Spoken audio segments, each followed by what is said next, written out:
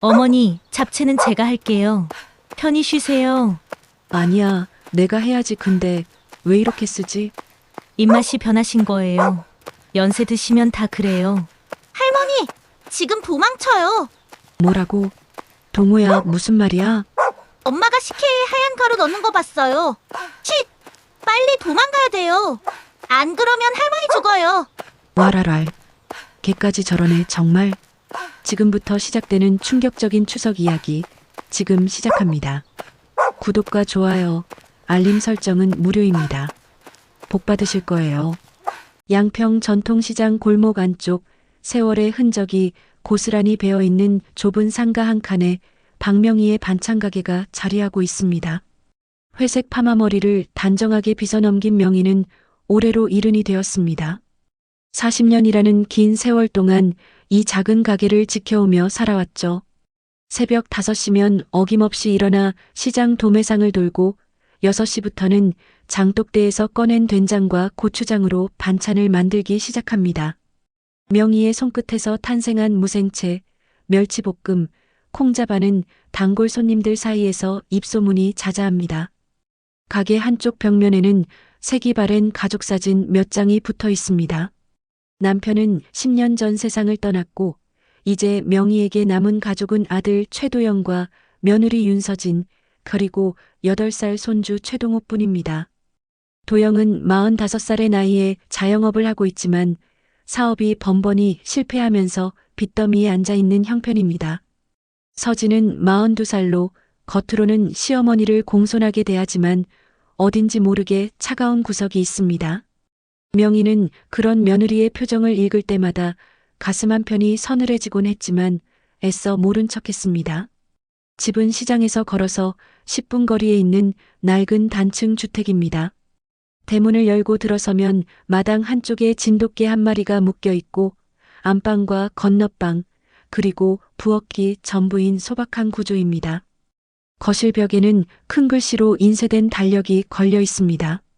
명희는 몇 년 전부터 글씨가 잘 보이지 않아 이 달력을 사용하기 시작했죠. 달력 옆에는 손주 동우가 그린 그림 몇 장이 테이프로 붙어 있습니다. 할머니와 강아지, 그리고 집 그림. 서툴지만 정성스러운 그 그림들이 명희에게는 큰 위안이 됩니다. 추석이 일주일 앞으로 다가온 어느 날 아침, 명희는 평소보다 조금 일찍 가게 문을 열었습니다. 명절을 앞두고 주문이 쏟아질 것을 대비해야 했기 때문입니다.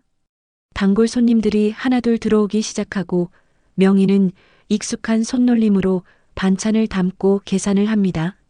그러던 중 옆 가게 떡집 주인 정숙이 들어왔습니다. 정숙은 명희와 동갑내기로 시장에서 함께 50년을 보낸 중마고우입니다. 명희야, 얼굴이 왜 그래? 어디 아파?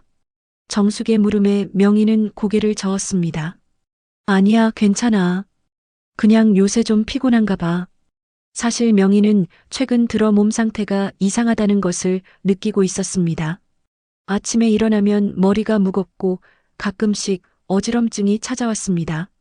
손발이 저리는 느낌도 들고 무엇보다 입맛이 이상하게 변했습니다. 평소 좋아하던 음식들이 쓴맛으로 느껴지는 일이 잦아졌죠. 처음에는 나이 탓이려니 생각했지만 증상은 점점 심해지는 것 같았습니다.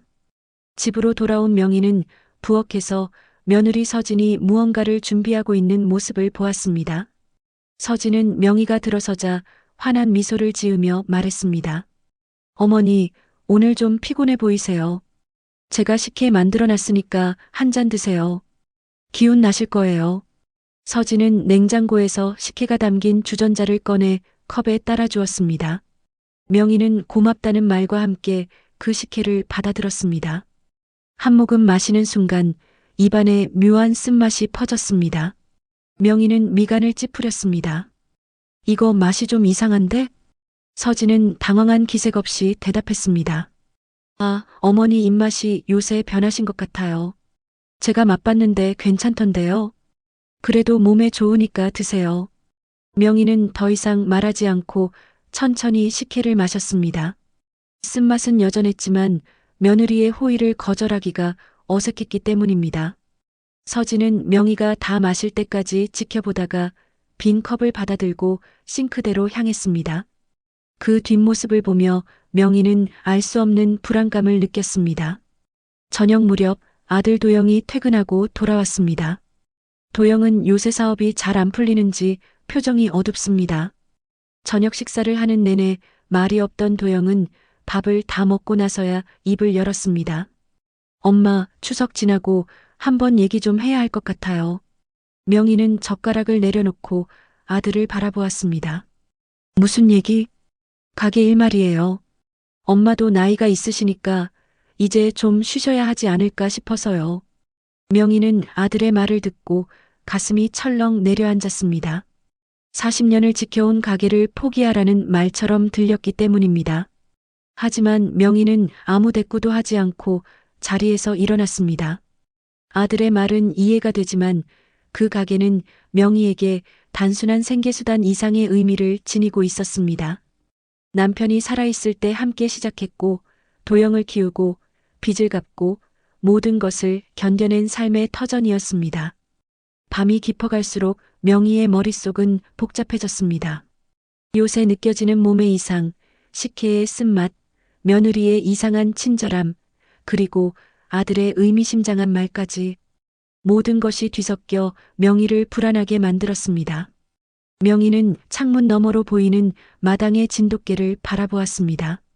개는 어둠 속에서 조용히 앉아 부엌 쪽을 응시하고 있었습니다. 명희는 그 모습이 왠지 모르게 섬뜩하게 느껴졌습니다. 다음 날 새벽 명희는 평소처럼 일어나 시장으로 향했습니다. 몸은 여전히 무겁고 머리는 멍했지만 일을 멈출 수는 없었습니다. 가게 문을 열고 하루를 시작하는 그 순간만큼은 명희가 명희로 존재할 수 있는 유일한 시간이었습니다. 정숙이 또 찾아와 걱정스러운 눈빛으로 말을 건넸습니다. 명희야, 내가 요새 안 좋아 보여. 병원 한번 가봐.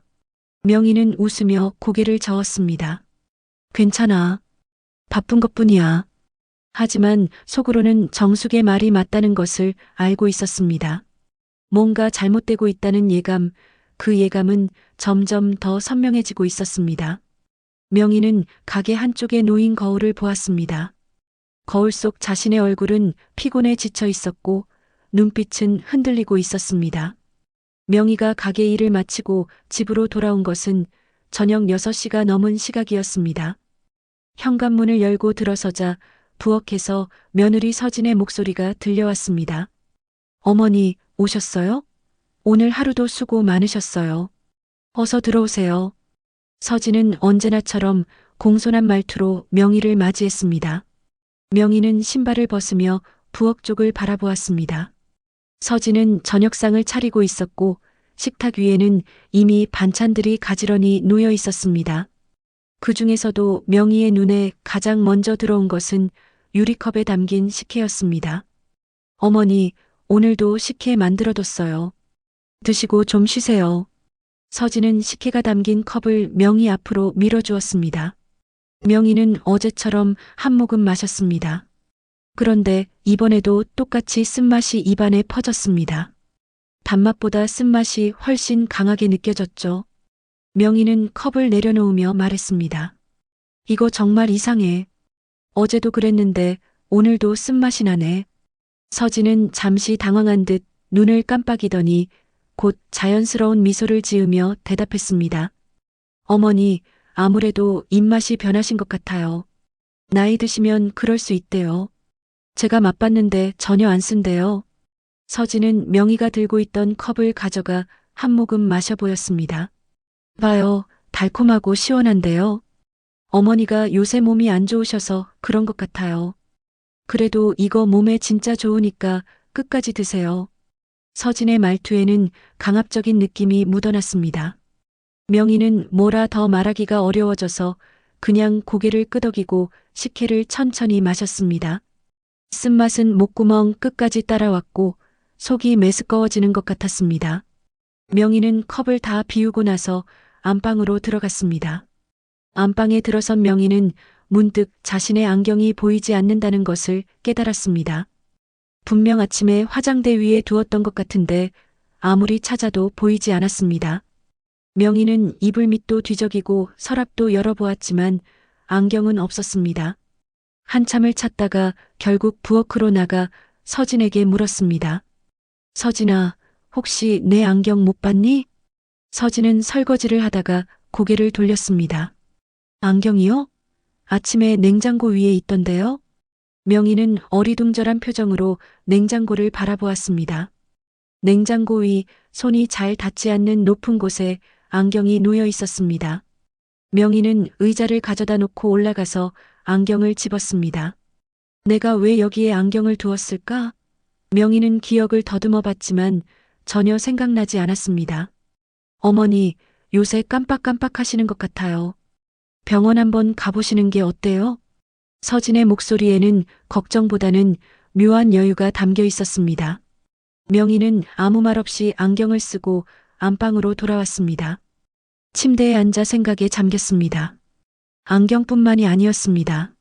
며칠 전에는 지갑을 욕실 선반에서 찾았고 그제는 열쇠를 화분 속에서 발견했습니다.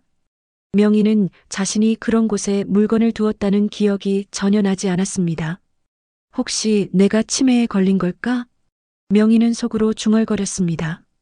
뉴스에서 본 치매 증상들이 떠올랐습니다. 기억력 감퇴, 사물을 엉뚱한 곳에 두는 행동, 성격 변화.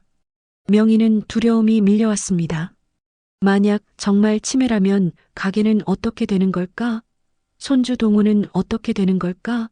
명희는 이불을 끌어안고 눈을 감았습니다. 하지만 잠은 쉽게 오지 않았습니다. 그날 밤 명희는 화장실에 가려고 일어났습니다. 복도를 지나는데 부엌에서 희미한 불빛이 새어나오는 것이 보였습니다. 명희는 조심스럽게 부엌 쪽으로 다가갔습니다. 문틈 사이로 안을 들여다보는 순간 명희는 숨이 멎는 것 같았습니다. 며느리 서진이 주전자 앞에 서 있었습니다. 서진의 손에는 작은 하얀 봉지가 들려 있었고 그 봉지에서 무언가 가루 같은 것을 주전자 안으로 털어넣고 있었습니다. 서진은 주변을 살피더니 숟가락으로 주전자 안을 천천히 저었습니다. 그리고는 봉지를 앞치마 주머니에 넣고 냉장고를 열어 주전자를 도로 집어넣었습니다. 명희는 그 장면을 보고 온몸이 얼어붙었습니다. 방금 본 것이 현실인지 꿈인지 분간이 되지 않았습니다. 명희는 화장실도 가지 않고 조용히 안방으로 돌아왔습니다. 침대에 누워서도 심장은 미친 듯이 뛰었습니다. 방금 본 장면이 계속해서 머릿속에 재생되었습니다. 하얀 봉지, 주전자 가루를 털어넣는 손길. 설마 그럴 리가 없어. 명희는 스스로를 달래려 했지만 의심은 점점 커져만 갔습니다. 식혜의 쓴맛, 자꾸만 이상해지는 몸 상태, 기억력 감퇴. 모든 것이 연결되는 것 같았습니다. 하지만 동시에 명희는 스스로에게 반문했습니다. 내가 지금 며느리를 의심하고 있는 건가? 내가 정말 제정신인 건가? 다음 날 아침 명희는 일부러 식혜를 마시지 않았습니다. 서진이 권했지만 오늘은 속이 좀 안 좋아서라며 거절했습니다. 서진은 순간 표정이 굳었지만 곧 평소처럼 웃으며 말했습니다. 그럼 점심에라도 드세요. 제가 냉장고에 넣어둘게요. 명희는 고개만 끄덕이고 가게로 향했습니다. 시장에 도착한 명희는 정숙을 찾아갔습니다. 정숙은 떡을 찌다가 명희를 보더니 깜짝 놀란 표정을 지었습니다. 명희야, 얼굴이 완전 하얘졌네. 무슨 일 있어? 명희는 한참을 망설이다가 어젯밤에 본 장면을 조심스럽게 털어놓았습니다. 정숙은 명희의 이야기를 듣고 나서 심각한 표정을 지었습니다. 명희야, 그게 사실이라면 큰일인데. 근데 내가 잘못 본 거 아니야? 밤에 어두웠잖아. 나도 그게 확실하지 않아서 미칠 것 같아. 혹시 내가 치매 걸려서 헛것을 본 건지도 모르겠어. 정숙은 명희의 손을 꽉 잡았습니다. 명희야, 일단 조심해.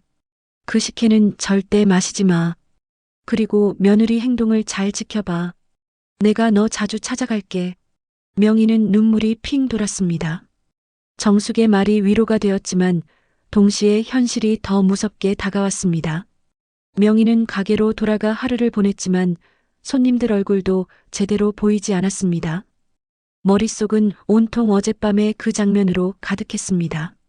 저녁에 집으로 돌아온 명희는 마당에 묶여있는 진돗개를 보았습니다. 개는 명희를 보더니 꼬리를 흔들었지만 곧 부엌 쪽을 향해 낮게 으르렁거렸습니다. 명희는 개의 반응이 이상하다는 것을 느꼈습니다. 평소에는 조용하던 개가 요새 들어 자주 짖고 특히 부엌 쪽을 향해 경계하는 모습을 보였습니다. 너도 뭔가 느끼는 거니? 명희는 개를 쓰다듬으며 속삭였습니다. 개는 명희의 손길에 몸을 맡기면서도 여전히 부엌 쪽을 응시하고 있었습니다. 명희는 개의 눈빛에서 경고를 읽었습니다. 그 순간 부엌 창문 너머로 며느리 서진의 그림자가 비쳤습니다. 서진은 창문을 통해 명희와 개를 지켜보고 있었습니다. 명희와 서진의 시선이 마주치는 순간 서진은 천천히 미소를 지었습니다. 그 미소는 차갑고 섬뜩했습니다. 추석이 이틀 앞으로 다가온 날 명희는 아침 일찍 시장으로 나갔습니다. 명절을 앞두고 주물량이 폭증했기 때문에 평소보다 더 일찍 준비를 시작해야 했습니다. 명희는 밤새 뒤척이며 잠을 설쳤지만 가게 문을 열고 일을 시작하는 순간만큼은 정신을 바짝 차려야 했습니다. 단골 손님들이 하나둘 들어와 반찬을 주문했고 명희는 익숙한 손놀림으로 포장을 하고 계산을 했습니다. 그러던 중 옆 가게 정숙이 급하게 들어왔습니다. 정숙은 주변을 살피더니 명희에게 가까이 다가와 낮은 목소리로 말했습니다. 명희야, 어제 내 며느리 봤어. 약국에서. 명희는 손을 멈추고 정숙을 바라보았습니다. 약국에? 응. 내가 소화제 사러 갔다가 우연히 봤는데 내 며느리가 약사한테 뭔가 물어보더라고. 목소리가 작아서 정확히는 못 들었는데 약사가 이건 처방전 없이는 안 된다고 하는 소리는 들렸어. 그랬더니 내 며느리가 화난 표정으로 나가더라. 명희는 가슴이 철렁 내려앉았습니다. 정숙의 말을 듣고 나니 며칠 전 밤에 본 장면이 더욱 선명하게 떠올랐습니다. 하얀 봉지, 주전자에 가루를 털어넣던 손길. 명희는 손이 떨렸습니다. 정수가 나 어떡하면 좋아? 정말 며느리가 나한테 뭔가를 먹이고 있는 건가? 정숙은 명희의 손을 잡았습니다. 명희야, 지금은 확실한 증거가 없잖아. 그냥 내가 본 것만으로는 단정할 수 없어. 하지만 조심해야 해. 일단 그 식혜는 절대 마시지 마. 그리고 며느리 행동을 더 지켜봐. 명희는 고개를 끄덕였지만 불안감은 점점 커져만 갔습니다. 가게를 마치고 집으로 돌아가는 길, 명희의 발걸음은 평소보다 무거웠습니다. 집 앞에 도착했을 때 마당의 진돗개가 명희를 보더니 짖기 시작했습니다. 평소에는 반갑게 맞이하던 개가 오늘따라 유난히 요란하게 짖었습니다. 명희가 현관문을 열고 들어서려는 순간 개는 더욱 세게 짖으며 부엌 쪽을 향해 으르렁거렸습니다. 저 개가 왜 저래요? 시끄럽게. 부엌에서 며느리 서진의 목소리가 들려왔습니다. 서진은 현관으로 나와 개를 노려보았습니다. 개는 서진을 보더니 더욱 날카롭게 짖었습니다. 명희는 개와 며느리 사이에서 묘한 긴장감을 느꼈습니다. 마치 개가 며느리를 경계하고 있는 것처럼 보였습니다. 어머니, 들어오세요. 저녁 준비해놨어요. 서진은 명희를 안으로 안내했습니다. 명희는 신발을 벗으며 부엌을 힐끗 바라보았습니다. 식탁 위에는 어김없이 식혜가 담긴 컵이 놓여 있었습니다. 명희는 속으로 한숨을 쉬었습니다. 어머니, 오늘도 식혜 드세요. 제가 정성껏 만들었어요. 서진은 컵을 명희 앞으로 밀었습니다. 명희는 잠시 망설이다가 말했습니다. 오늘은 배가 불러서 나중에 마실게. 서진의 표정이 순간 굳었습니다. 눈빛이 차갑게 변했다가 곧 다시 미소를 지었습니다. 어머니, 식혜는 식사 전에 마셔야 소화가 잘 되는데요. 그냥 한 모금만 드세요. 서진의 말투에는 강압적인 느낌이 역력했습니다. 명희는 더 이상 거절하기 어려워졌습니다. 컵을 들어 입술에 가져갔지만 마시는 척만 하고 실제로는 거의 마시지 않았습니다. 서진은 명희가 컵을 내려놓을 때까지 지켜보다가 만족스러운 표정으로 부엌으로 돌아갔습니다. 저녁 식사 시간 아들 도영이 들어왔습니다. 도영은 평소보다 표정이 밝아 보였습니다. 식탁에 앉은 도영은 명희를 보며 말했습니다. 엄마, 좋은 소식이 있어요. 명희는 젓가락을 들고 아들을 바라보았습니다. 무슨 소식인데? 이 동네에 대규모 재개발이 들어온대요. 우리 집도 보상 대상이고 엄마 가게도 보상 받을 수 있어요. 보상금이 얼마나 되는지 아세요? 10억이에요, 10억. 도영의 목소리는 흥분으로 떨렸습니다. 명희는 젓가락을 내려놓았습니다. 재개발? 그럼 우리 집이랑 가게가 없어진다는 거야? 엄마, 그게 중요한 게 아니에요. 10억을 받으면 빚도 다 갚고 엄마도 편하게 사실 수 있어요. 요양원 들어가시면 아무 걱정 없이 편하게 지내실 수 있잖아요. 명희는 아들의 말을 듣고 가슴이 답답해졌습니다. 요양원이라는 단어가 귓가에 맴돌았습니다. 나는 요양원 안 갈 거야. 그리고 가게도 포기 못해. 도영의 얼굴이 순간 일그러졌습니다. 엄마, 지금 나이가 몇인데요? 70이에요, 70. 언제까지 그 좁은 가게에서 고생하시려고 그래요? 그 좁은 가게가 너를 키웠고 이 집을 지켰어. 나한테는 그게 전부야. 명희의 목소리는 단호했습니다. 도영은 더 이상 말하지 않고 밥을 먹기 시작했습니다. 하지만 그의 표정에는 불만이 가득했습니다. 서진은 옆에서 조용히 지켜보다가 도영의 손을 가만히 잡았습니다. 그 손길에는 무언가 암묵적인 신호가 담긴 것 같았습니다. 식사를 마치고 명희는 안방으로 들어갔습니다. 침대에 앉아 창밖을 바라보는데 마당의 진돗개가 여전히 부엌 쪽을 향해 낮게 으르렁거리는 소리가 들렸습니다. 명희는 창문을 열고 개를 바라보았습니다. 개는 명희를 보더니 잠시 조용해졌다가 다시 부엌을 향해 짖기 시작했습니다. 너도 뭔가 이상하다고 느끼는 거지? 명희는 속삭였습니다. 그 순간 부엌에서 도영과 서진의 대화 소리가 희미하게 들려왔습니다. 명희는 귀를 기울였습니다. 여보, 어머니가 계속 버티시면 어떡해요? 서진의 목소리였습니다. 걱정 마. 곧 어머니도 생각이 바뀔 거야. 요새 많이 이상해지셨잖아. 도영의 대답이었습니다.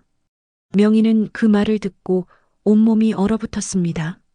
많이 이상해지셨다는 말이 무엇을 의미하는지 알 것 같았습니다.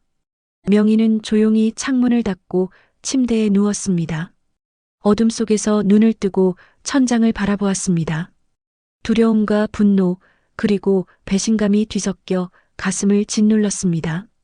밤이 깊어갈수록 명희의 불안은 커져만 갔습니다. 혹시 정말로 며느리가 무언가를 식혜에 타고 있는 건 아닐까? 아들도 그 사실을 알고 있는 건 아닐까? 10억의 보상금, 요양원, 치매. 모든 퍼즐 조각들이 맞춰지기 시작했습니다. 명희는 이불을 뒤집어 쓰고 눈물을 흘렸습니다. 평생을 바쳐 키운 아들이, 그리고 며느리가 자신을 이렇게 대할 줄은 상상도 못했습니다. 새벽녘 명희는 잠에서 깼습니다. 목이 말라 부엌으로 나가려다가 복도에서 멈춰 섰습니다. 부엌불이 켜져 있었고 서진의 목소리가 들렸습니다. 명희는 조심스럽게 다가가 문틈으로 안을 들여다보았습니다. 서진은 전화 통화를 하고 있었습니다. 네, 걱정 마세요. 곧 끝날 거예요. 어머니가 계속 이상 증상 보이시면 자연스럽게 요양원 가시게 될 거고요. 그럼 보상금은 저희가 받을 수 있어요. 명희는 그 말을 듣고 숨이 막혔습니다. 서진은 전화를 끊고 냉장고를 열었습니다. 주전자를 꺼내 뚜껑을 열더니 앞치마 주머니에서 작은 하얀 봉지를 꺼냈습니다. 명희는 그 장면을 또렷하게 목격했습니다. 이번에는 착각이 아니었습니다. 서진은 봉지에서 가루를 털어 주전자에 넣고 저었습니다. 명희는 더 이상 보지 못하고 조용히 안방으로 돌아왔습니다. 온몸이 부들부들 떨렸습니다. 이제 확실해졌습니다. 며느리는 정말로 무언가를 식혜에 타고 있었고 명희를 치매 환자로 만들려는 계획을 진행하고 있었습니다. 명희는 이불 속에서 주먹을 꽉 쥐었습니다. 두려움보다는 분노가 앞섰습니다. 하지만 동시에 막막했습니다.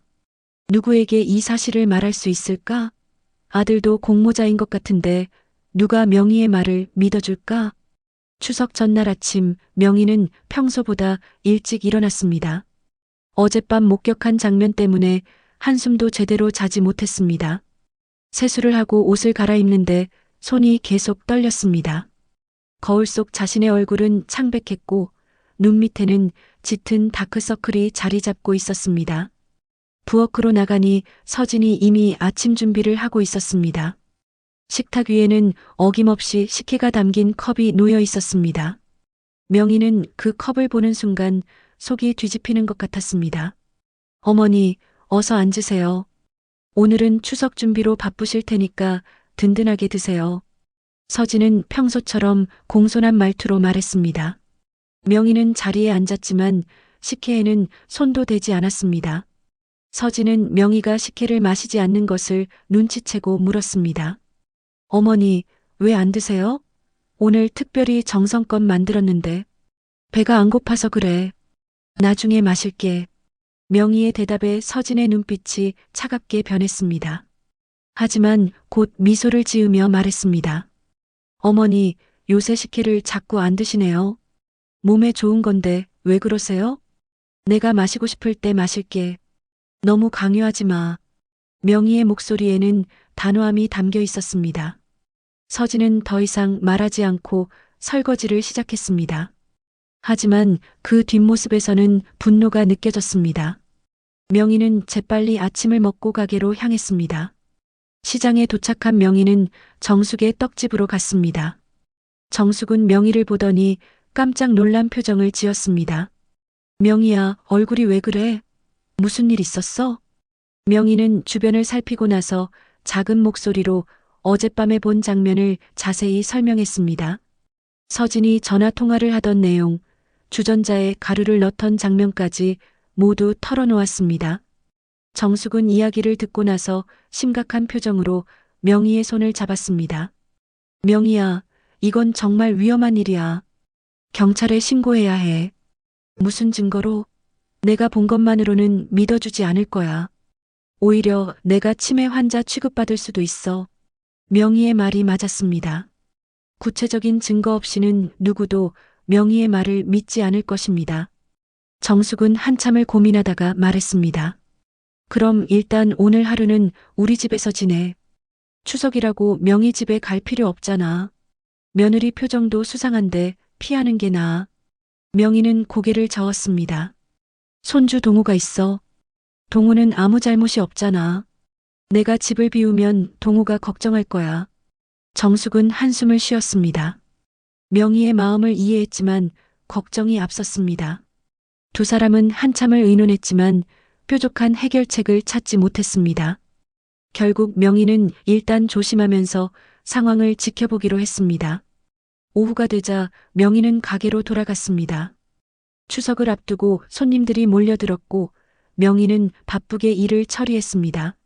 하지만 머릿속은 온통 집안일로 가득했습니다. 해가 질 무렵 명희는 가게 문을 닫고 집으로 향했습니다. 집 앞에 도착했을 때 마당의 진돗개가 평소보다 더 요란하게 짖었습니다. 개는 명희를 보더니 목줄을 끊을 듯이 발버둥 치며 부엌 쪽을 향해 짖었습니다. 현관문을 열고 들어서니 아들 도영이 거실에 앉아 있었습니다.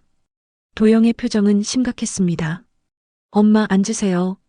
할 얘기가 있어요. 명희는 불안한 마음으로 자리에 앉았습니다.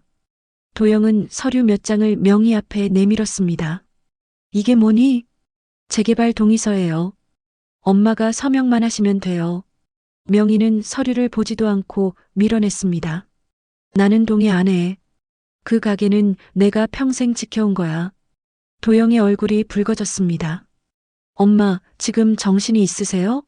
10억이에요, 10억? 그 돈이면 우리 빚도 다 갚고 새 출발할 수 있어요. 엄마도 편하게 요양원에서 지내시면 되고요. 나는 요양원 안 가. 그리고 내 가게 포기 안 해. 명희의 목소리는 흔들리지 않았습니다. 도영은 참았던 화를 터뜨렸습니다. 엄마, 요새 많이 이상해지셨어요. 물건도 자꾸 잃어버리시고 같은 말 반복하시고. 치매 아니에요?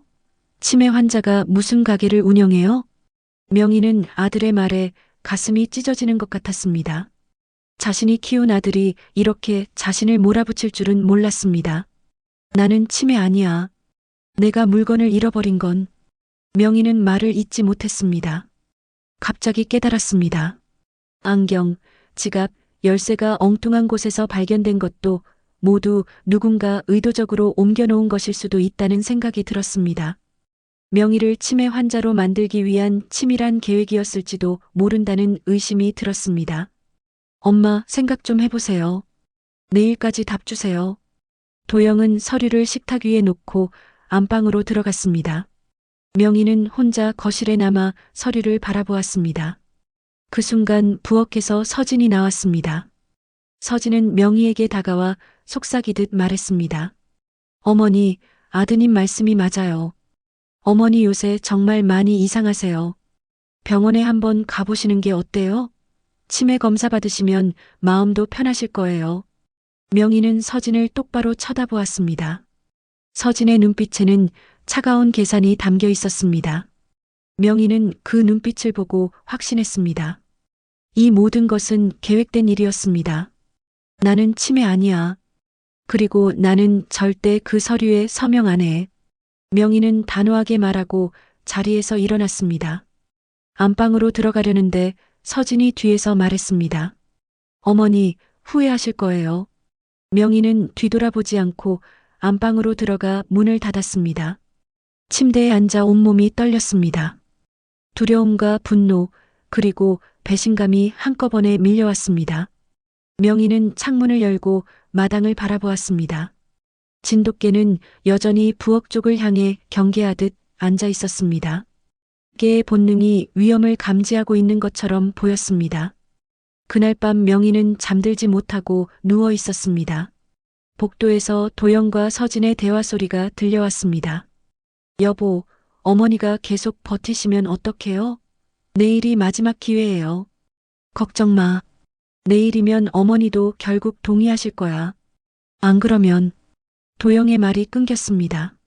명희는 그 안 그러면 뒤에 무슨 말이 숨어 있을지 상상만 해도 끔찍했습니다.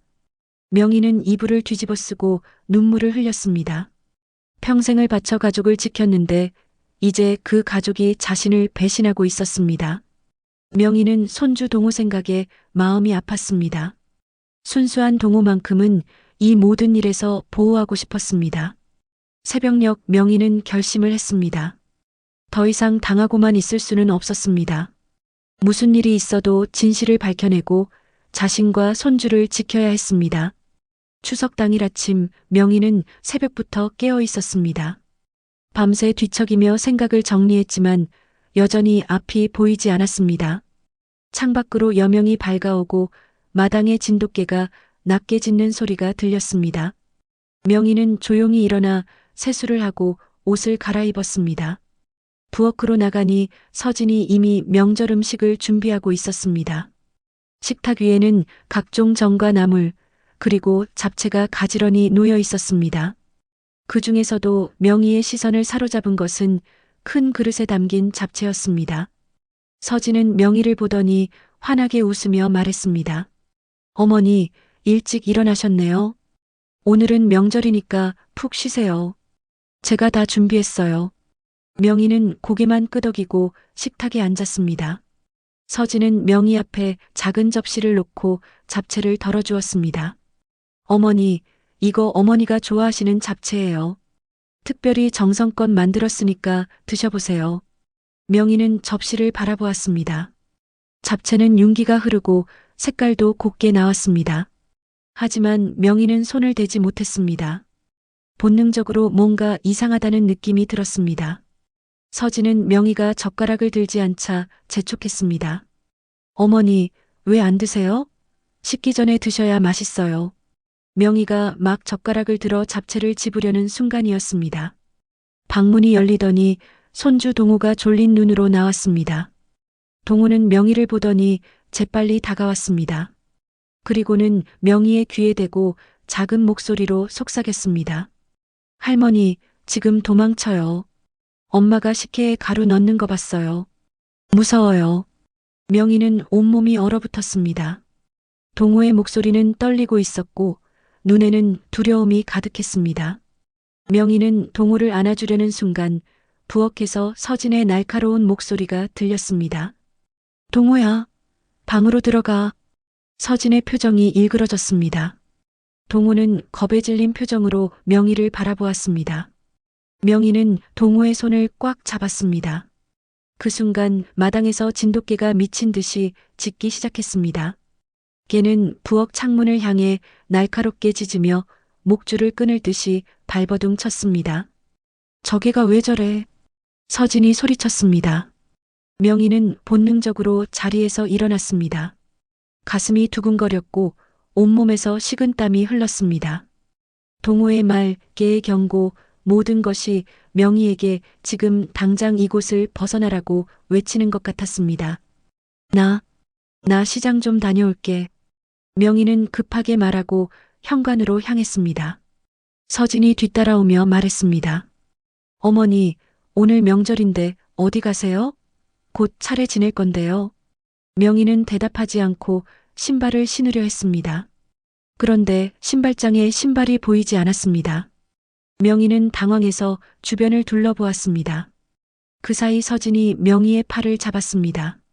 어머니, 앉아 계세요. 제가 신발 가져다 드릴게요. 서진의 소나기에는 힘이 들어가 있었습니다. 명희는 서진의 눈빛을 보고 공포를 느꼈습니다. 그 눈에는 더 이상 가식적인 친절이 없었습니다. 오직 차가운 계산만이 남아 있었습니다. 명희는 서진의 손을 뿌리치고 맨발로 현관문을 열었습니다. 어머니, 어디 가세요? 서진이 소리쳤지만 명희는 뒤도 돌아보지 않고 대문을 박차고 나갔습니다. 맨발로 골목길을 뛰기 시작했습니다. 아침 공기가 차갑게 발바닥을 찔렀지만 명희는 멈추지 않았습니다. 뒤에서 서진의 목소리가 들렸습니다. 어머니, 돌아오세요. 명희는 숨이 차올랐지만 계속 달렸습니다. 골목을 지나 큰 길로 나왔고 시장 방향으로 발걸음을 옮겼습니다.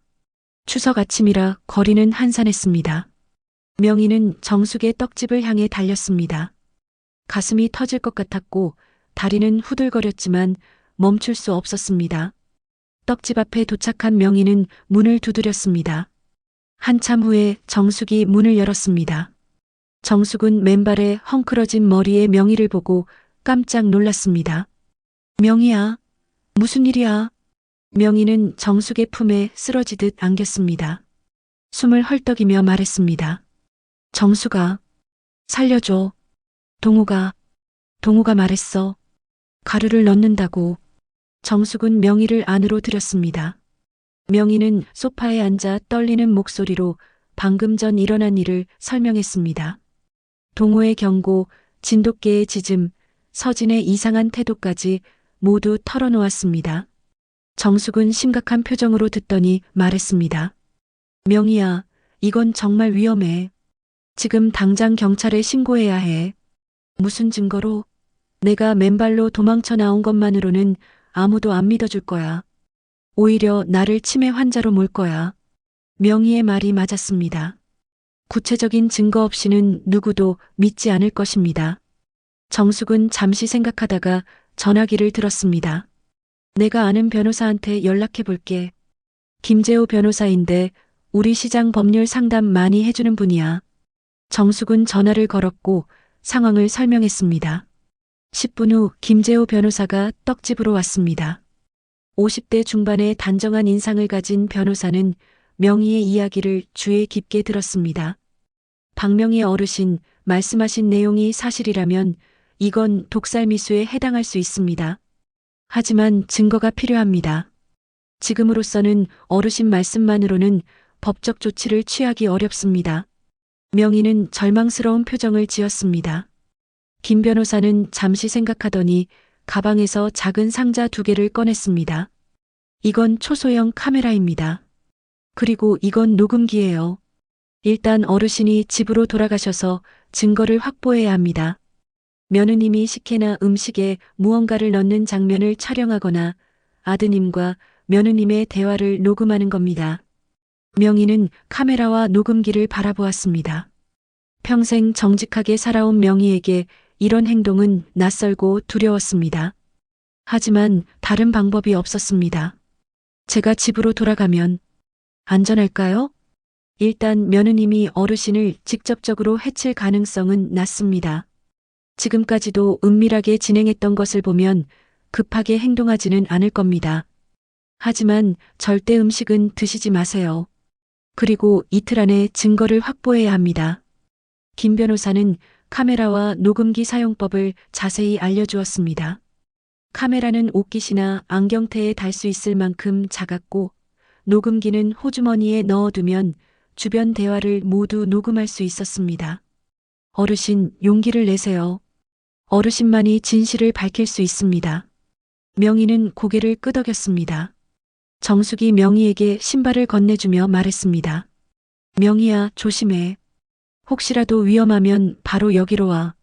명희는 신발을 신고 떡집을 나섰습니다. 집으로 향하는 발걸음은 무거웠지만 명희의 눈빛에는 결연함이 담겨 있었습니다. 더 이상 당하고만 있을 수는 없었습니다.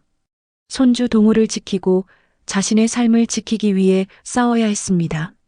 집 앞에 도착하니 대문이 열려 있었습니다. 명희는 조용히 현관문을 열고 들어갔습니다. 거실에는 아무도 없었습니다. 안방으로 들어간 명희는 문을 잠그고 카메라와 녹음기를 꺼냈습니다. 손이 떨렸지만 명희는 침착하게 카메라를 옷깃에 달았습니다. 그리고 녹음기를 주머니에 넣었습니다. 거실로 나오니 서진이 부엌에서 나왔습니다. 서진은 명희를 보더니 안도의 표정을 지었습니다. 어머니, 어디 가셨어요? 걱정했잖아요. 산책 좀 했어. 명희의 목소리는 담담했습니다. 서진은 명희를 살피더니 말했습니다.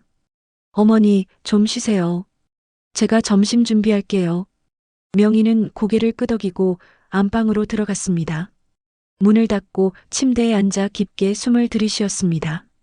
이제부터가 진짜 싸움이었습니다. 명희는 창밖을 바라보았습니다. 마당에 진돗개가 조용히 누워 있었지만 여전히 부엌 쪽을 주시하고 있었습니다. 개의 본능이 명희에게 힘을 주는 것 같았습니다. 명희는 안방에서 조용히 기다렸습니다. 옷깃에 달린 초소형 카메라와 주머니 속 녹음기의 존재가 묵직하게 느껴졌습니다. 창문 틈으로 부엌을 살짝 들여다보니 서진이 무언가를 준비하고 있는 모습이 보였습니다. 명희는 심호흡을 하며 마음을 가다듬었습니다. 1시간쯤 지났을까 거실에서 도영의 목소리가 들렸습니다. 명희는 조용히 방문을 살짝 열고 귀를 기울였습니다. 녹음기가 작동하고 있다는 것을 확인하고 명희는 복도로 나가 거실 쪽으로 천천히 걸어갔습니다. 엄마가 어디 갔다 온 거야? 도영의 목소리였습니다. 아침에 갑자기 맨발로 뛰쳐나가셔서 깜짝 놀랐어요. 아무래도 정말 이상하신 것 같아요. 서진의 대답이었습니다. 명희는 벽 뒤에서 숨을 죽이고 대화를 들었습니다. 그럼 더 서두르는 게 좋겠어. 오늘 안으로 서명을 받아야 해. 하지만 어머니가 계속 거부하시잖아요. 어떻게 해야 할까요? 일단 식혜를 계속 드시게 해.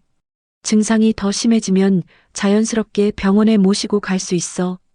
그럼 치매 진단받고 법적으로 우리가 보호자 자격으로 서명할 수 있게 돼. 명희는 그 말을 듣고 온몸에 소름이 돋았습니다. 자신의 친아들이 이런 계획을 세우고 있다니. 명희는 주먹을 꽉 쥐고 참았습니다. 지금은 증거를 확보하는 것이 우선이었습니다. 그런데 여보, 동호가 자꾸 이상하게 쳐다봐요. 혹시 뭔가 눈치챈 것 같아요. 서진의 목소리에는 불안감이 묻어났습니다. 동호는 애야. 뭘 알겠어. 걱정 마. 하지만 아까 어머니한테 뭔가 속삭이는 거 봤어요. 조심해야 할 것 같아요. 명희는 동호가 위험에 처할 수도 있다는 생각에 가슴이 철렁했습니다. 더 이상 듣고 있을 수가 없었습니다. 명희는 일부러 기침을 하며 거실로 걸어 들어갔습니다. 도영과 서진은 대화를 멈추고 명희를 바라보았습니다. 엄마, 어디 갔다 오신 거예요? 도영이 물었습니다. 명희는 담담하게 대답했습니다. 산책했어. 명절이라 시장이 한산하더라. 서진은 부엌으로 가더니 주전자를 들고 왔습니다. 컵에 식혜를 따르며 명희에게 건넸습니다. 어머니, 이거라도 드세요. 아침도 제대로 못 드셨잖아요. 명희는 컵을 받았지만 마시지 않았습니다. 서진이 컵을 명희 입가로 가져가려 하자 명희는 손으로 막으며 말했습니다. 나중에 마실게. 지금은 배가 불러. 서진의 얼굴이 굳었습니다. 도영도 불편한 표정을 지었습니다. 명희는 컵을 식탁 위에 내려놓고 안방으로 돌아갔습니다. 방문을 닫고 나서 명희는 조용히 한숨을 쉬었습니다. 녹음기에는 방금 전 대화가 모두 담겼을 것입니다. 저녁 무렵 명희는 화장실에 가는 척하며 부엌 근처를 지나갔습니다. 서진이 냉장고를 열고 주전자를 꺼내는 모습이 보였습니다. 명희는 복도 구석에 숨어서 지켜보았습니다. 서진은 주변을 살피더니 앞치마 주머니에서 작은 하얀 봉지를 꺼냈습니다. 명희는 옷깃에 카메라가 제대로 촬영하고 있기를 바라며 숨을 죽였습니다. 서진은 봉지를 열고 주전자 안으로 가루를 털어 넣었습니다. 그리고는 숟가락으로 저으며 중얼거렸습니다. 이번엔 양을 좀 더 늘려야겠어. 빨리 끝내야 하니까. 명희는 그 말을 듣고 몸이 얼어붙었습니다. 서진은 주전자를 다시 냉장고에 넣고 부엌을 나갔습니다. 명희는 화장실로 들어가 문을 잠그고 벽에 기댔습니다. 방금 본 장면이 카메라에 제대로 담겼기를 간절히 바랐습니다. 밤이 되자 명희는 녹음기를 계속 작동시킨 채 거실 근처에서 움직였습니다. 도영과 서진은 안방에서 대화를 나누고 있었고 명희는 문틈으로 들리는 소리에 귀를 기울였습니다. 여보, 내일 개발업자가 온대요. 최종 계약서 가지고. 서진의 목소리였습니다. 좋아. 어머니만 서명하시면 바로 계약금 들어와. 3억. 3억이면 빚 다 갚을 수 있겠네요. 그럼 나머지 7억은? 그건 나중에 받는 거야. 일단 계약금만 들어와도 우리는 숨통이 트이는 거야. 명희는 그 대화를 듣고 모든 것이 명확해졌습니다. 아들과 며느리는 재개발 보상금을 노리고 있었고 명희를 치매 환자로 만들어 법적 능력을 박탈하려는 계획을 세운 것이었습니다. 명희는 주먹을 꽉 쥐었습니다. 그런데 여보, 개발업자가 뇌물도 좀 줬다면서요? 응. 구청 공무원한테 넘기라고 2천만 원 줬어. 그래야 재개발이 빨리 진행된대. 명희는 귀를 의심했습니다. 뇌물 수수까지 연루되어 있다니. 이건 단순한 가족 간의 문제가 아니라 범죄였습니다. 명희는 조용히 자리를 떠나 안방으로 돌아갔습니다. 다음 날 아침 명희는 일찍 일어나 녹음기와 카메라를 확인했습니다. 모두 제대로 작동하고 있었습니다. 명희는 옷을 갈아입고 조용히 집을 나섰습니다. 아직 해가 뜨기 전이었고 집안은 조용했습니다. 정숙의 떡집으로 향하는 길, 명희의 발걸음은 빨랐습니다. 떡집 앞에 도착해 문을 두드리자 정숙이 문을 열었습니다. 명희야, 무슨 일이야? 정숙아, 증거 확보했어. 김 변호사한테 연락해줘. 정숙은 급히 변호사에게 전화를 걸었고 30분 후 김 변호사가 도착했습니다. 명희는 카메라와 녹음기를 건넸습니다. 변호사는 노트북을 꺼내 영상과 녹음 파일을 확인했습니다. 이거면 충분합니다. 며느님이 주전자에 가루를 넣는 장면이 선명하게 찍혔네요. 그리고 이 녹음 내용은 결정적입니다. 독살미수, 문서위조 계획, 뇌물수수까지 다 담겨 있어요. 김 변호사는 즉시 경찰에 연락했습니다. 1시간 후 경찰이 떡집으로 왔고 명희는 상황을 자세히 설명했습니다. 경찰은 증거를 검토한 후 즉시 출동 준비를 했습니다. 어르신, 저희가 현장에 급습하겠습니다. 어르신도 동행하셔야 합니다. 명희는 고개를 끄덕였습니다. 정숙이 명희의 손을 꽉 잡았습니다. 명희야, 잘 될 거야. 용기내.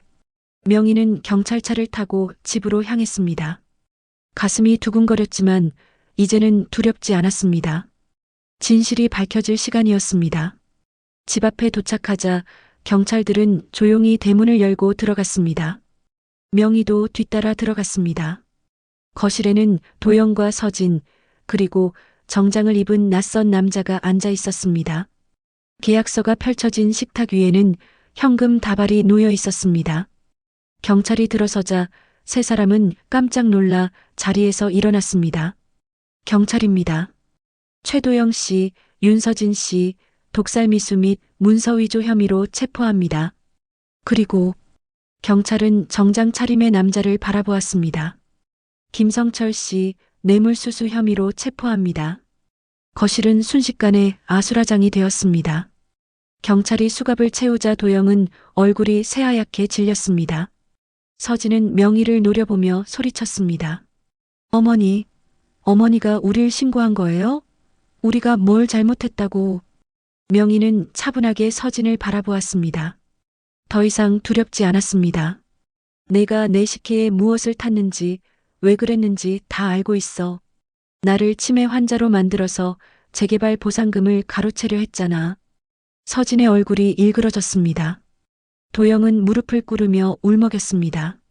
엄마, 미안해요. 하지만 우리도 빚 때문에 미칠 것 같았어요. 엄마가 가게 포기하고 요양원만 가셨으면 아무 문제 없었을 텐데. 명희는 아들의 말을 듣고 가슴이 찢어지는 것 같았습니다. 하지만 눈물을 참았습니다.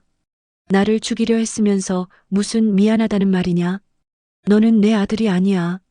경찰은 세 사람을 현장에서 조사하기 시작했습니다. 형사 한 명이 냉장고를 열고 주전자를 꺼냈습니다. 투명한 증거봉투에 조심스럽게 담았습니다.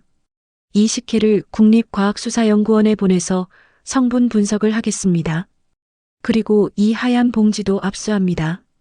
형사는 서진의 앞치마 주머니를 뒤져 하얀 봉지를 발견했습니다. 서진은 아무 말도 하지 못하고 고개를 떨구었습니다.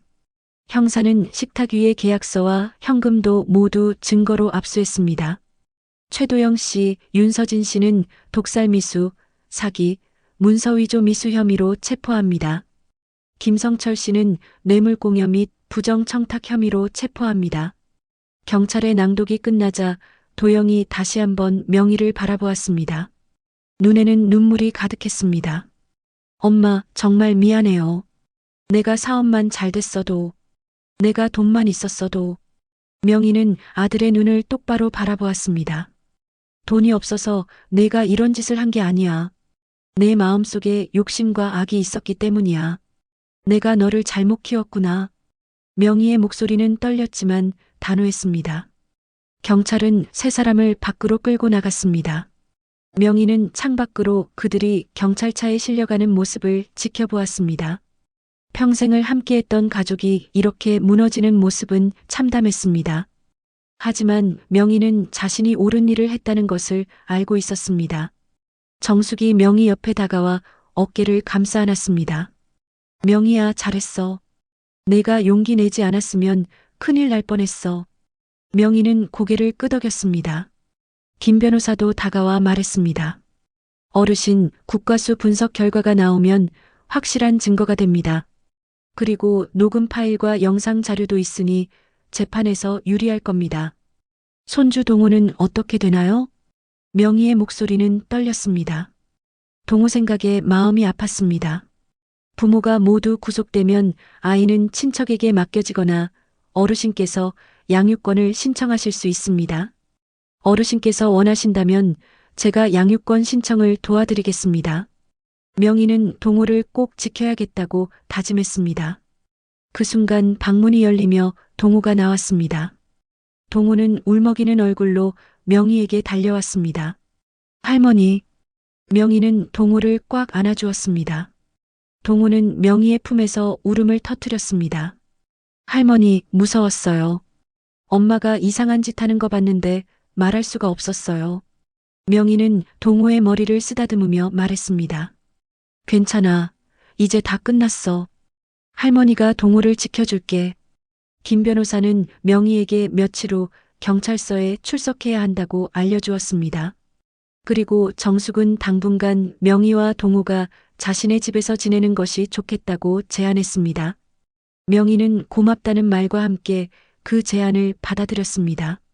일주일 후 국과수 분석 결과가 나왔습니다. 식혜에서 졸피뎀이라는 수면제 성분이 다량 검출되었습니다. 이 약물은 지속적으로 복용할 경우 기억력 장애, 인지 기능 저하 등 치매와 유사한 증상을 유발할 수 있다는 것이 밝혀졌습니다. 명희가 겪었던 모든 증상들이 이 약물 때문이었던 것입니다. 검찰은 도영과 서진을 독살미수, 사기미수, 문서위조 미수 혐의로 기소했습니다.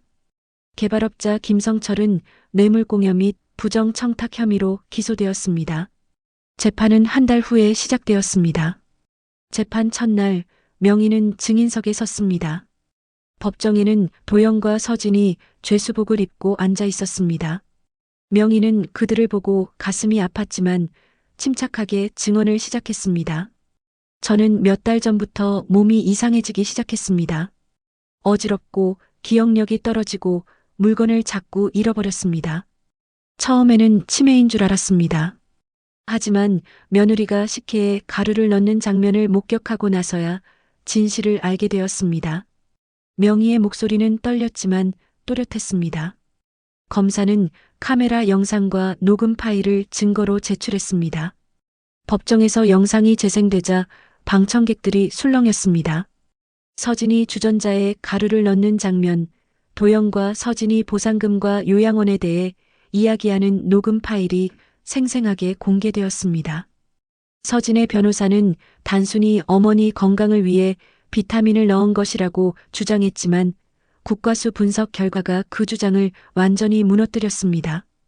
도영의 변호사도 경제적 어려움 때문에 어쩔 수 없었다고 정상 참작을 호소했지만 판사는 냉정한 표정으로 재판을 진행했습니다. 재판은 석 달 동안 계속되었습니다. 그동안 명희는 동호와 함께 정숙의 집에서 지냈습니다. 동호는 처음에는 부모님이 그리워 울기도 했지만 점차 명희와의 생활에 적응해 갔습니다. 명희는 매일 아침 동호를 학교에 보내고 가게 일을 했습니다. 저녁에는 동호와 함께 저녁을 먹고 숙제를 도와주었습니다. 마침내 선고 날이 왔습니다.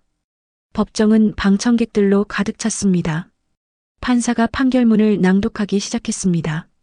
피고인 윤서진은 시어머니를 독살하려는 명백한 의도를 가지고 지속적으로 약물을 투여했습니다. 이는 독살 미수에 해당하며 계획적이고 악의적인 범행입니다. 징역 7년을 선고합니다.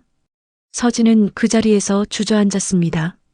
판사는 계속해서 판결문을 읽었습니다. 피고인 최도영은 어머니에 대한 독살 계획을 알고도 방조했으며 재개발 보상금을 가로채기 위해 문서 위조를 계획했습니다. 징역 5년을 선고합니다. 도영은 고개를 푹 숙였습니다. 판사는 마지막으로 개발업자 김성철에게도 징역 3년을 선고했습니다. 방청석에서 탄식 소리가 들렸습니다. 명희는 조용히 법정을 나왔습니다. 법정 밖에서 김 변호사가 명희를 기다리고 있었습니다. 어르신, 정의가 실현되었습니다. 이제 동호 양육권 신청을 진행하시면 됩니다. 명희는 고개를 끄덕였습니다. 정숙도 다가와 명희의 손을 잡았습니다. 명희야, 이제 진짜 끝났어. 새로운 시작이야. 명희는 눈물을 흘렸습니다. 기쁨의 눈물이었습니다. 정의는 늦었지만 결국 실현되었습니다. 명희는 동호를 데리러 학교로 향했습니다. 재판이 끝나고 석 달이 흘렀습니다. 명희는 법원으로부터 동호의 양육권을 정식으로 인정받았습니다. 이제 동호는 법적으로도 명희의 보호 아래 있게 되었습니다. 명희와 동호는 예전 집으로 돌아왔습니다. 집은 그대로였지만 분위기는 완전히 달라졌습니다. 명희는 집 안 구석구석을 청소하고 정리했습니다. 서진이 사용하던 부엌 선반을 비우고 도영의 물건들을 상자에 담아 창고로 옮겼습니다. 새로운 시작을 위해 과거의 흔적을 지우는 작업이었습니다. 동호는 명희를 도와 청소를 거들었습니다. 둘이서 함께 집을 정리하는 시간은 조용하지만 따뜻했습니다. 어느 날 저녁 명희는 동호와 함께 저녁 식사를 준비했습니다. 식탁에는 명희가 직접 만든 된장찌개와 김치, 그리고 계란말이가 놓였습니다. 동호는 밥을 한 숟가락 뜨며 말했습니다. 할머니가 만든 음식이 세상에서 제일 맛있어요. 명희는 동호의 말에 미소를 지었습니다. 동호의 밝은 얼굴을 보니 마음이 놓였습니다. 처음에는 부모님이 없어진 것에 대한 상실감으로 힘들어했지만 이제는 점차 안정을 찾아가고 있었습니다. 동호야, 할머니가 너한테 약속할게. 앞으로 우리 둘이서 행복하게 살자. 할머니가 너를 꼭 지켜줄게. 동호는 고개를 끄덕이며 명희의 손을 잡았습니다. 그 작은 손의 온기가 명희에게 큰 힘이 되었습니다.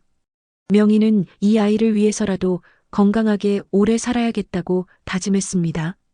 다음 날 아침 명희는 평소처럼 시장에 나갔습니다. 반찬 가게 문을 열고 하루를 시작했습니다. 단골 손님들이 하나둘 들어오기 시작했고 반가운 인사를 나누었습니다. 시장 사람들은 모두 명희의 사연을 알고 있었고 따뜻한 위로와 격려를 보내주었습니다. 명희 씨, 정말 대단해요. 용기 내서 싸우신 거. 이제 좋은 일만 가득하실 거예요.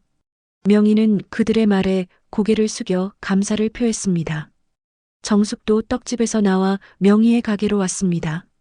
명희야, 오늘 장사 끝나고 우리 저녁 같이 먹자. 동우도 데리고 와. 명희는 웃으며 대답했습니다. 그래, 고마워. 정숙아, 내가 없었으면 난 어떻게 됐을까? 정숙은 명희의 손을 꽉 잡았습니다. 우리 친구잖아. 친구는 어려울 때 옆에 있어주는 거야. 오후가 되자 명희는 가게를 잠시 비우고 학교로 동호를 데리러 갔습니다. 학교 앞에서 기다리고 있으니 동호가 친구들과 함께 나왔습니다. 동호는 명희를 보더니 환하게 웃으며 달려왔습니다. 할머니. 동호는 명희의 손을 잡고 가방에서 종이 한 장을 꺼냈습니다. 할머니, 이거 봐요. 오늘 미술 시간에 그렸어요. 명희는 그림을 받아들고 천천히 펼쳤습니다. 그림 속에는 웃고 있는 할머니와 동호가 손을 잡고 서 있었고 옆에는 진돗개가 꼬리를 흔들고 있었습니다. 집 뒤로는 해가 밝게 떠 있었습니다. 그림 아래에는 동호의 서툰 글씨로 이렇게 쓰여 있었습니다. 우리 가족. 명희는 그 글씨를 보고 눈물이 핑 돌았습니다. 동호가 걱정스러운 표정으로 물었습니다. 할머니, 왜 울어요? 그림이 이상해요? 명희는 고개를 저으며 동호를 꽉 안아주었습니다. 아니야, 너무 예쁘고 좋아서 그래. 할머니가 이 그림 평생 간직할게. 둘은 손을 잡고 집으로 돌아왔습니다. 마당에 들어서니 진돗개가 반갑게 꼬리를 흔들었습니다. 명희는 개에게 다가가 머리를 쓰다듬었습니다. 내가 할머니를 지켜줬구나. 고마워. 개는 명희의 손길에 몸을 맡기며 평온하게 눈을 감았습니다. 예전처럼 날카롭게 짖거나 경계하는 모습은 사라졌습니다. 이제는 평화로운 일상이 돌아온 것입니다. 저녁 무렵 명희와 동호는 정숙의 떡집으로 갔습니다. 정숙은 따뜻한 떡국을 준비해 놓고 기다리고 있었습니다. 셋은 둘러앉아 저녁을 먹으며 이야기를 나누었습니다. 동호는 학교에서 있었던 재미있는 일들을 신나게 이야기했고 명희와 정숙은 웃으며 들어주었습니다. 명희야, 너 요새 표정이 많이 밝아졌어. 정숙의 말에 명희는 고개를 끄덕였습니다. 그래, 이제야 진짜로 살아있는 기분이야. 동호가 있으니까 힘이 나. 식사를 마치고 집으로 돌아온 명희는 동호를 재우고 홀로 마당에 나왔습니다. 하늘에는 별이 가득했습니다. 명희는 별을 바라보며 깊게 숨을 들이쉬었습니다. 지난 몇 달간의 일들이 주마등처럼 스쳐 지나갔습니다. 두려움, 배신감, 분노, 그리고 용기. 모든 감정들을 겪으며 명희는 더 강해졌습니다. 여보, 나 잘 이겨냈어요. 우리 손주도 잘 지킬게요. 명희는 하늘을 향해 속삭였습니다. 돌아가신 남편에게 하는 말이었습니다. 바람이 살랑 불어와 명희의 머리카락을 스쳤습니다. 마치 남편이 대답하는 것처럼 느껴졌습니다. 다음 날 명희는 동호와 함께 가게에 나갔습니다. 동호는 방학이라 할머니를 따라다니며 가게 일을 거들었습니다. 손님들은 동호를 귀여워하며 사탕을 주기도 하고 용돈을 쥐어주기도 했습니다. 동호는 감사합니다 하며 공손하게 인사했습니다. 가게를 마치고 집으로 돌아오는 길, 동호가 명희의 손을 잡으며 물었습니다. 할머니, 이제 괜찮죠? 무섭지 않죠? 명희는 동호를 내려다보며 환하게 웃었습니다. 그래, 이제 괜찮아. 할머니는 동호가 있어서 행복해. 너도 할머니랑 같이 있어서 행복하지? 동호는 힘차게 고개를 끄덕였습니다. 네, 저는 할머니가 세상에서 제일 좋아요. 둘은 웃으며 집으로 들어갔습니다. 마당에 진돗개는 평온하게 누워 있었습니다. 저물어가는 석양이 집 전체를 따뜻한 황금빛으로 물들였습니다. 명희는 문득 깨달았습니다. 진짜 가족은 피로 이어진 관계가 아니라 서로를 지키고 사랑하는 마음으로 이어진 관계라는 것을. 동호와 진돗개, 그리고 친구 정숙. 이들이야말로 명희의 진짜 가족이었습니다. 명희는 부엌으로 들어가 저녁 준비를 시작했습니다. 동호는 거실에서 숙제를 하고 진돗개는 마당에서 평화롭게 잠들어 있었습니다. 이 평범한 일상이 명희에게는 가장 큰 행복이었습니다. 폭풍 같았던 시간을 지나 마침내 찾아온 평화. 명희는 이 평화를 지키기 위해 앞으로도 강하게 살아갈 것입니다. 우리 둘이서 행복하게 살자. 명희는 동호를 바라보며 다시 한번 속삭였습니다. 동호는 고개를 들어 할머니를 보며 환하게 웃었습니다. 그 미소 속에 미래에 대한 희망이 담겨 있었습니다. 명희는 그 미소를 보며 확신했습니다. 앞으로 어떤 어려움이 와도 둘이 함께라면 이겨낼 수 있을 것이라고. 그렇게 명희와 동호의 새로운 삶이 시작되었습니다. 구독과 좋아요로 명희 할머니와 손자 동호를 응원해주세요. 실버인생극장